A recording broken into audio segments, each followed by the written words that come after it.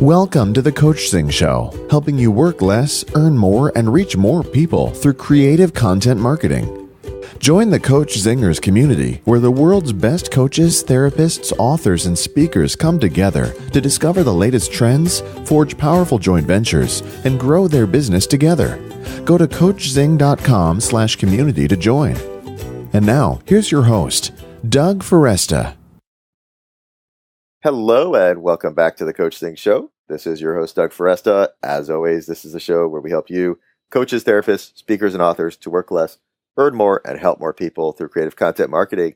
Back with me is Michelle Vandepas. I'll say a little bit about her, but we're going to talk about, one of the things we're going to talk about is sort of the different levels of monetizing your passion and your purpose. And this is something we haven't talked about before on the show. And I think for a lot of you, it will be something that you go, wow, I didn't even know that was possible. And I'm actually really excited about what I'm going to learn today. So Michelle works with self-employed entrepreneurs and small business owners, authors, and coaches to do targeted marketing, get more clients, and make more money. She's an entrepreneur many times over, a mom, foster mom many times over, and she adopted from the USA, and a traveler. She likes to hike, think, create, and dance. Her background includes starting several million-dollar companies. She's a Doctor of Divinity and a successful business consultant and a TEDx speaker. And you can learn more at michellevandepas.com. That's Michelle, Vandepas.com. And of course, we'll put that link on the show page. Michelle Vandepas, welcome back to the Coachzing Show. Thank you. That was a great intro. Love being here.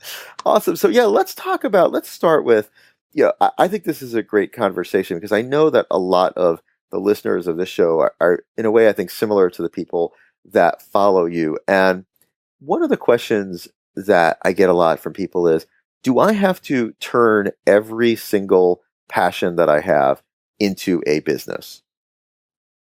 Oh, no, please don't. Please don't. Right? I think that is one of the misnomers, especially in the USA and other Western cultures, is we think we have to monetize everything. Oh my gosh. What happened to just having hobbies and downtime and enjoying life just because of life, right? Right. A great example is I took a few years off quite a while ago when I sold one of my businesses and I started painting. And I love the whole creative process in painting. And then just because of the way my mind works and the fact that I live in the USA where we monetize everything, I thought, well, I got to start selling my painting. And then I have to invest in nice frames and I have to get into galleries. And it became this whole business, and the lifeblood, the energy just sucked right out of my hobby. It's like, oh, this is too much work now.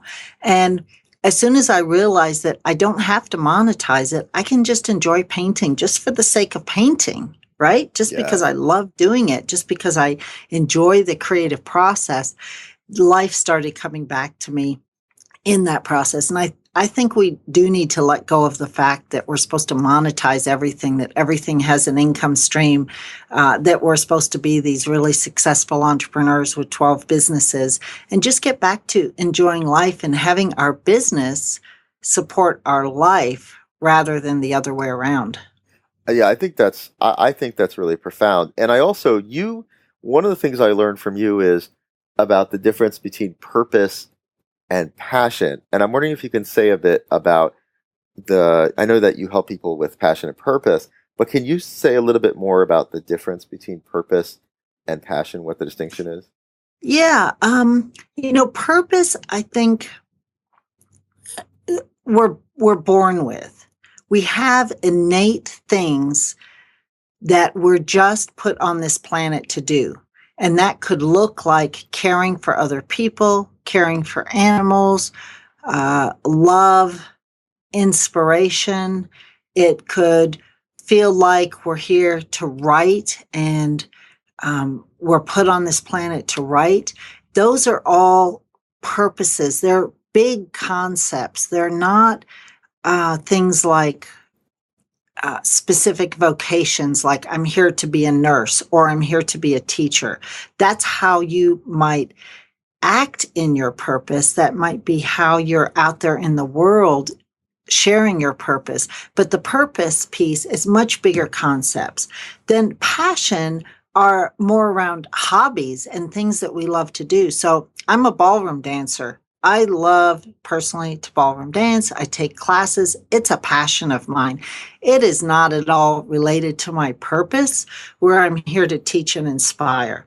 I own that. That's part of my purpose. Now, how I do that might look differently to who I'm speaking with or what I'm doing on the day. Some days it may just look like supporting my family. Some days it may look like being on a podcast. Some days it may look like just putting something up on Facebook, right? It can look different things different days. But my passions include art, dancing, creative things, hiking, gardening, all of those personal hobbies, things that keep my creative juices going. And so passions might be monetizable, right? They might be, but your purpose is something that you're doing every day, whether you know it or not. You can't help but live your purpose. And I think we get confused because I often hear, oh, how do I know what my purpose is? I really want to live my purpose. I want to make sure that I'm giving back to the world.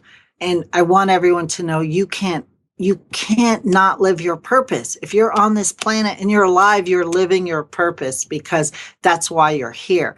And as soon as you have some self-awareness about what that really looks like, then you can come into your own and feel more at ease with how you're presenting in the world and how you're living your purpose.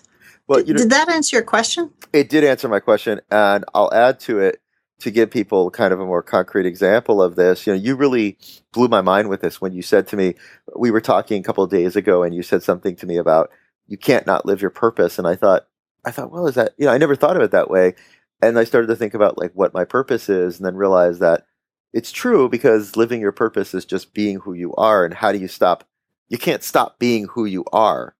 But then what I like is the distinction between, there are ways in which, let's say, if my purpose is helping other people shine, I'm not passionate about doing that in every single area of my life. Like, I don't necessarily, I might do that everywhere, but I'm not necessarily I'm passionate about doing it in certain areas, but maybe not other areas. Is that kind of on the right track of what? Yeah, I think so. So what I hear you saying, tell me if this is true, is that you, and I know this about you, you really help other people polish and shine around being great on radio, being great on podcasts, being better coaches, being better speakers. But maybe you don't want to necessarily help me shine if I'm learning how to cook. Right. That's exactly it. Exactly. Yeah. Right. So, but if you and I are there taking a cooking class together, the conversation that we're having during cooking might naturally lead to coaching or podcasting, because those are things we're both interested in. And then you are going to be helping me shine in those areas just because the conversation will go in that direction. Yeah. And that's, I think what you made me think about is this idea that I think that's really profound, that we do a lot of times go, oh my God, I got to live my purpose. I got to find my purpose. And what you're saying is like, don't worry about it. You're already living your purpose. You can't not live your purpose. However, that you may not be, like you said, you may not be passionate about every element of where you're living your purpose. And then the other thing, I guess the next question that I'd have for you is this, or the question is, do I have to, we said we don't have to monetize everything, but is there also a difference between monetizing your passion or your purpose and being an entrepreneur, like starting a formal business out of that? Ooh, great question. And my mind split in two directions. So let me start with the question you asked, which is entrepreneur and monetizing. So I think there's a certain energy around being an entrepreneur that not everybody relates to. So you can be self-employed, you can be in business for yourself, you can have a part-time hobby that actually brings in some income, and you may not describe yourself as an entrepreneur. There's a certain implication when we use the word entrepreneur that has sort of a frenetic energy about it, I think, that a lot of people don't relate to. I relate to it. However, I've had several businesses, and so I look at myself that way. But I have talked with several very, very successful people that would consider themselves self-employed or small business owners. And it's just the wording around it. Yeah. You can monetize. I was talking with someone today who's an art collector in her spare time. She has a full-time job. She has a career. In her spare time, her passion is collecting art. And she makes a small living at that as she sometimes trades and resells art. She has no interest in turning this into her next career, but she loves the fact that there is some income coming in through her passion, and she considers it her hobby. She would never consider herself self-employed. She wouldn't consider it like a business, a small business, self-employed, an income stream. It's just she's making some money off her hobby. And that allows her to stay passionate about this part of her life because there's no additional pressure that she has to feed her family from this particular creative outlet. The other piece I think about that I think this is one of the things where people have a hesitancy, at least this is what I see for some coaches or therapists, is that being an entrepreneur has an implication of scaling that some people just don't. They're like, no, I just want to coach and make some money, or I just want to sell some paintings, but it's not, but I don't want to scale it to become this bigger business. And how do I keep growing it until it's 7 figures and 8 figures? And that for some people, that language just doesn't, and that vision doesn't resonate with them. And that may be also part of the entrepreneurial, self-employed question. Entrepreneurial sort of implies 6-7 figure businesses, maybe, or maybe just with some of the people that I hang with. And self-employed has an implication that it's a more balanced life, perhaps. I think you're onto something. There are a lot of people that just want to have a great, healthy, balanced life. And balance can look a lot different to different people, right? But it's about making sure that you have enough income to feed your family and give back in the world in a way that's meaningful for you. So there's also this fine line between not stepping into your own value, right? Not charging enough for what you do, not understanding the value that you bring. And so therefore you're always at slight poverty level or never quite have enough cash flow to really pay the bills and really give back into the world in a profound way because you're always worried about the money. And so there's this place where you have to start where you are, bloom where you're planted, and also have a vision that brings you along that is grounded in where you can make the most difference in the world. And for some people, that's at a nice average income where you can feed your family and participate in local events and give back in a local community. And for other people, it is an 8-figure business where you have a foundation and you're building schools in Africa. And it just depends what your internal motivations are. And there's no right or wrong answer. We need all these people in the world. Well, I'm glad you said that, because the next thing I was going to say is the other side of things is I've seen people who say, well, it's more pure if I do my work, without ever making any money. And I'm wondering if you could speak to that piece. I mean, you started to speak to it already, but I'd love to hear your thoughts about that. Yeah. And so most everybody who, in my experience, who is in that place comes from some place inside that's really very pure. They have great intentions, right? And so I always ask, how is it that you want to give back in the world?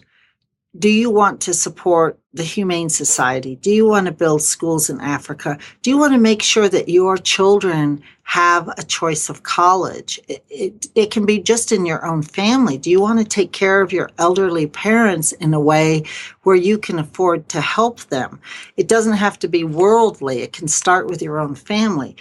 But when you realize that in our society today, that takes resources in the form of money, and it's not selfish for you to want to earn a good enough living to be able to take care of the causes that you believe in, that can help open up some energy to allow most people to say, okay, if I want to go build a school in Africa, I have to bring in some income either through fundraising or through my own business or through charging enough where I can give back 10 or 20% to the causes I believe in. But it's really hard for us to do good work in the world on a grassroots level if we're not taking care of ourselves first. It's the same thing about put the oxygen mask on on yourself first if you're on the plane.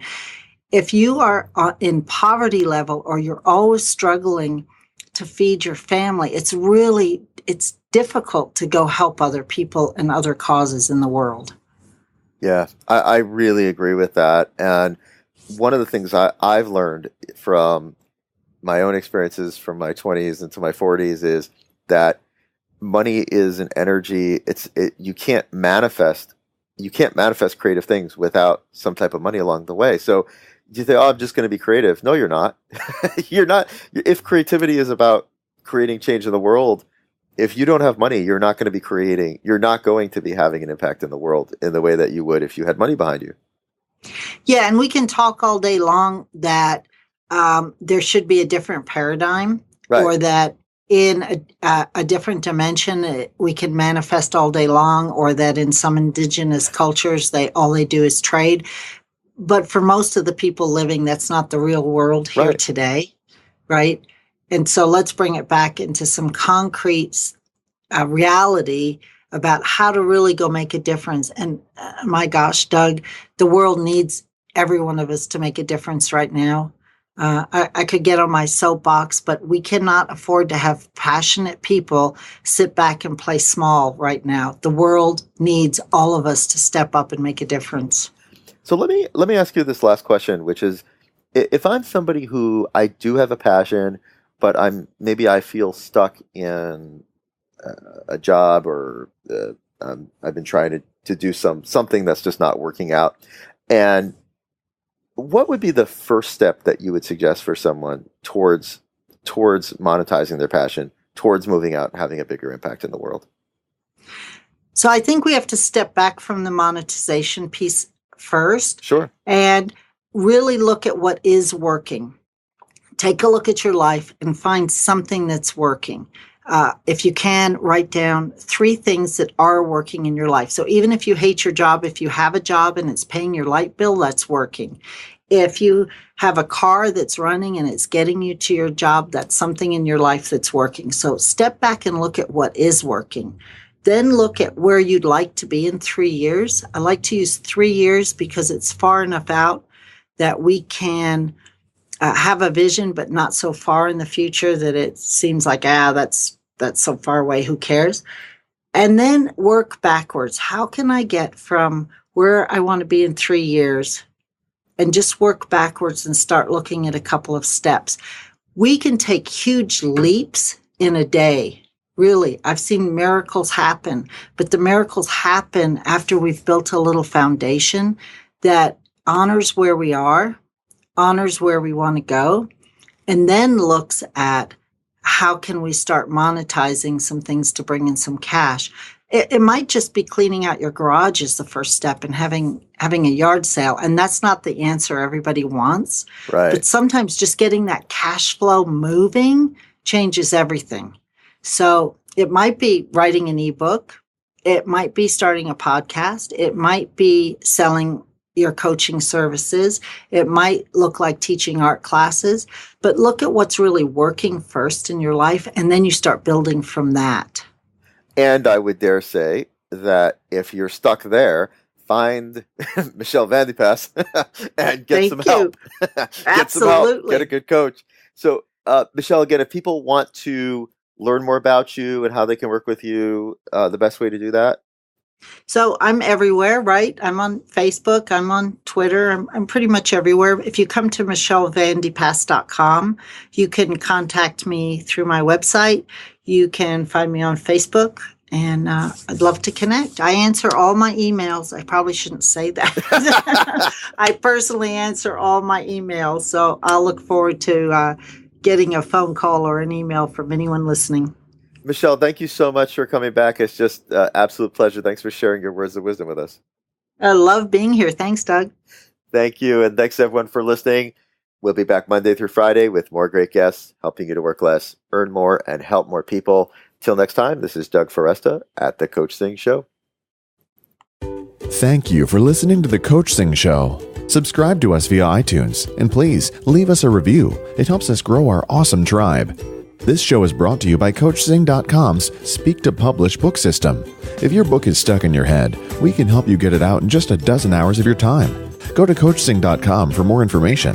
Have you joined the Coach Zingers community yet? You'll get exclusive access to private mastermind calls where you can get instant marketing help from industry experts. Plus, we'll help you forge deals and partnerships with other like-minded professionals. Go to Coachzing.com/community to join now.